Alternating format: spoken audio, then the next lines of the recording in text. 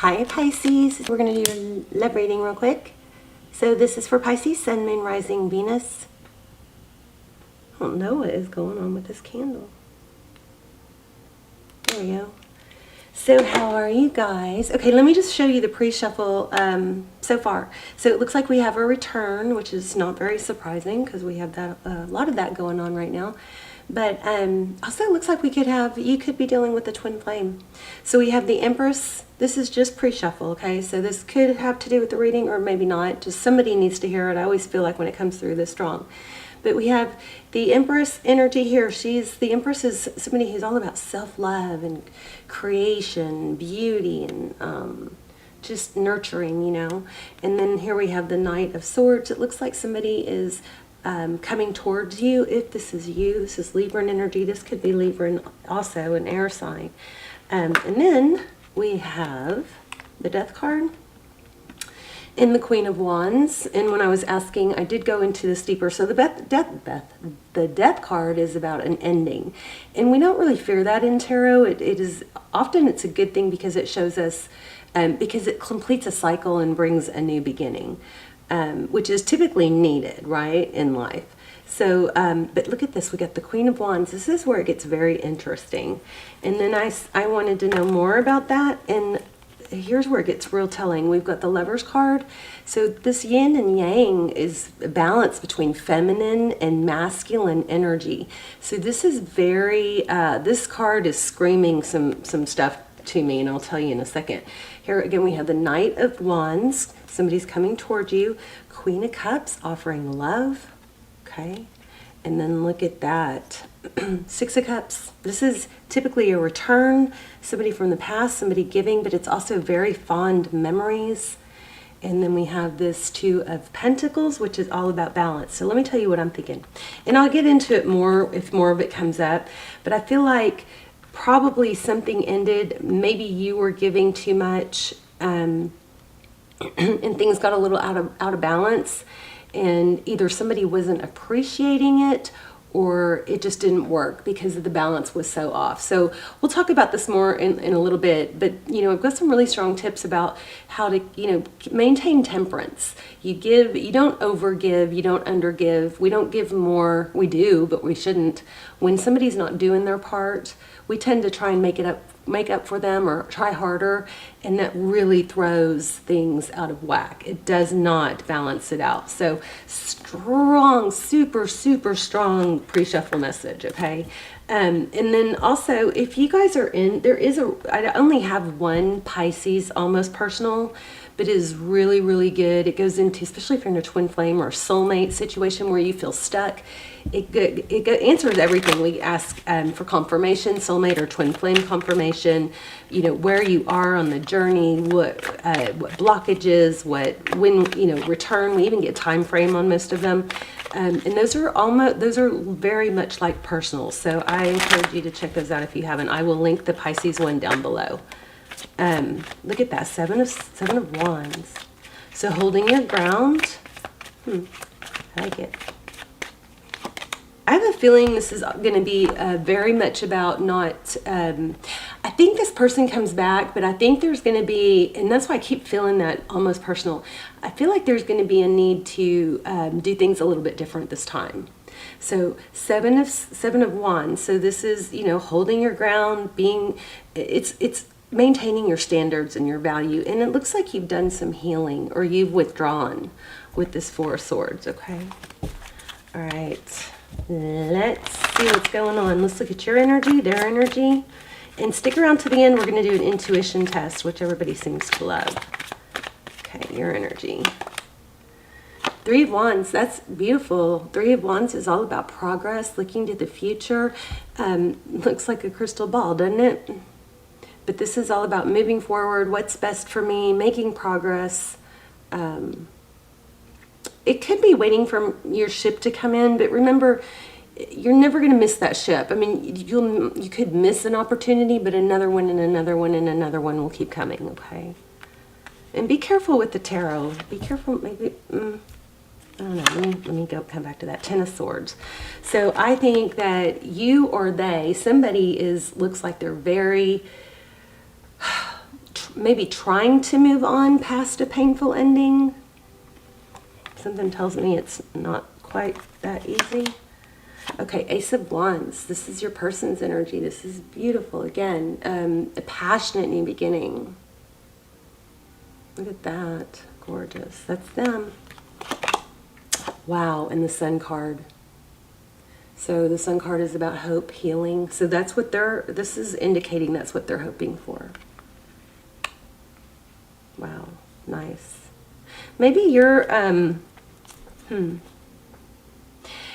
Pisces, you may be a little bit afraid because maybe it was just so painful that you don't want to go through that again. Okay, Knight of Cups. Here we have it again, twice. Somebody definitely coming back. Hanged Man.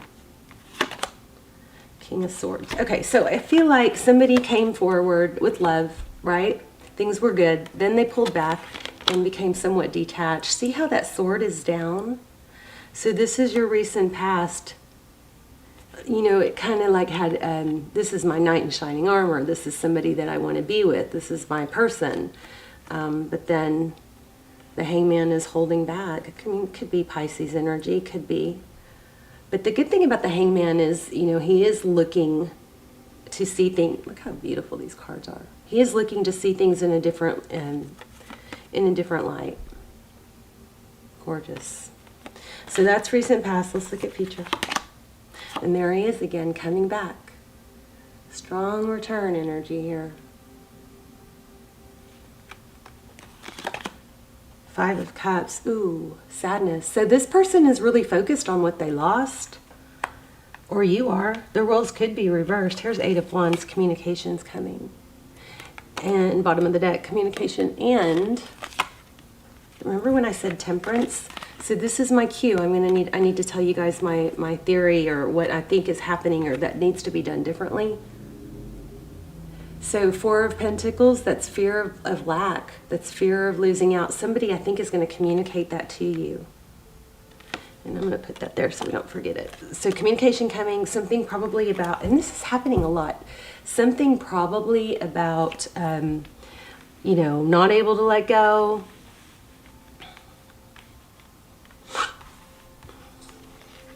I am still fighting being sick. It's crazy.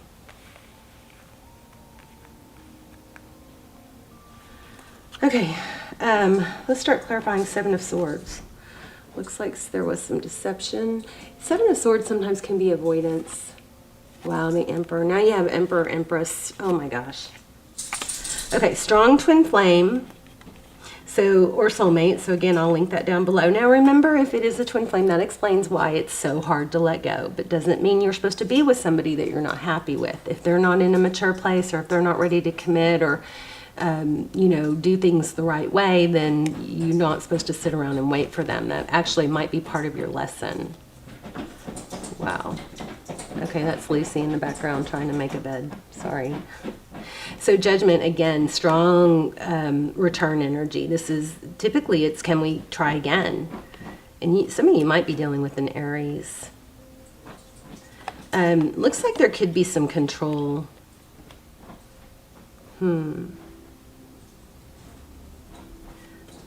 I don't know. This person might be unable to let go because they don't like that you pulled back. I feel like they pulled back, but then maybe you finally stopped pursuing.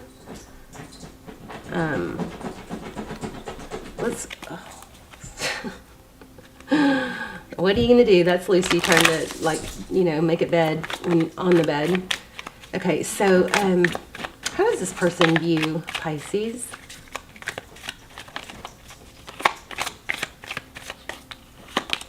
I almost said, don't let me forget to talk about this. Remember, I felt temperance with the yin yang. Okay, here we go. King of Cups. It's definitely a lot of love. We have had King and Queen of Cups now. How do they feel about you? They have a lot of love. How do they view the situation?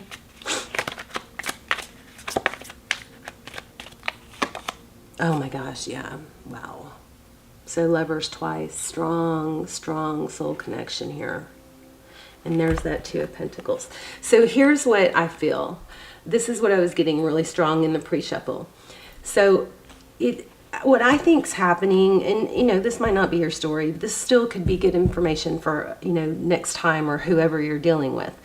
So, you know, sometimes when we get really excited about somebody, a relationship or being with somebody, we might over communicate or make ourselves, you know, a little bit too available. And some of you are going to criticize that and say, no, it should be that way. It's just human nature to not appreciate what comes easy. So I feel like with this yin and this yang, to make sure you maintain that balance. You know, don't over text. Don't send, you know, a text after a text. Don't over text. If, you know, let them reach out first, because what I've seen a million times will happen is there'll be such a strong connection and so much interest and intrigue, and then one person gets, you know, a little overexcited and they'll text a lot. They'll always be available, and especially if you're the feminine dealing with the masculine, you know, masculines like that mystery and that chase. So there's something here about staying, you know, make sure you're not overdoing your masculine energy if you're the feminine. Let that masculine chase you. So I think, here's what I think happened, and you guys tell me in the comments. I think what happens, or what could happen, what you need to hear in this reading is, and it seems so basic, but it's so common, is you get overexcited. I do it too, get overexcited, and then are always available, always texting, and it doesn't give that person a chance to miss you or to pursue. So just be very cognizant of that this time, okay? It's just human nature. If somebody's calling and texting us all day, then it just, we just take it for granted. You know, it's not as valuable. So I mean, pretty simple, basic reading, but you definitely have a return. And I think that's something you can tweak to hold interest. And even if this isn't somebody that you want to be with, which I think it is, because it looks like a twin flame, practice that, you know, practice pulling back or letting there be space. If you're with somebody in a new relationship, even if you're in a solid relationship and living together, if you're always there and you don't have your own life, then the other, you know, it's just, it doesn't stay exciting and interesting. You've got to keep it interesting, you know. It's so, think about it. If somebody doesn't text you, we're looking at our phone, we're sitting there going, oh, I wish they would text. But you got to give them that opportunity to feel that way. If they're texting us, put yourself in the other position, okay? So if somebody's texting you like crazy, even if you really, really like them, it kind of takes away a little bit of the excitement, you know? So I don't know, hopefully that helps somebody. I just feel like that was just screaming at me in the pre-shuffle, and that's what the Temperance card is. It's about holding back, maintaining balance, not overgiving, not undergiving, okay? And I think you had an issue with that with this person in the past. Okay, so I'm going to lay out 3 crystals, and I'm going to focus on one, and I want you guys to use your intuition and try and see which one I am focused on. Here's black obsidian, this little cute, beautiful amethyst sphere, and this is rose quartz. And I am focusing on one. So take a deep breath, and you guys let me know which one you chose. And say hi in the comments if you chose the black obsidian. You were correct. All right, Pisces, I so hope this helped. Let me know. It's kind of like something we know, but it's good to be reminded. Also, check out that, if you want something deep, check out that Twin Flame Pisces Almost Personal. I will link it. And if you haven't subscribed, I strongly suggest you do that if you watch the channel a lot, because all my intentions are set for my subscribers. So your energy will come in stronger, clearer if you subscribe. All right. I love you guys. Let me know. Bye, Pisces.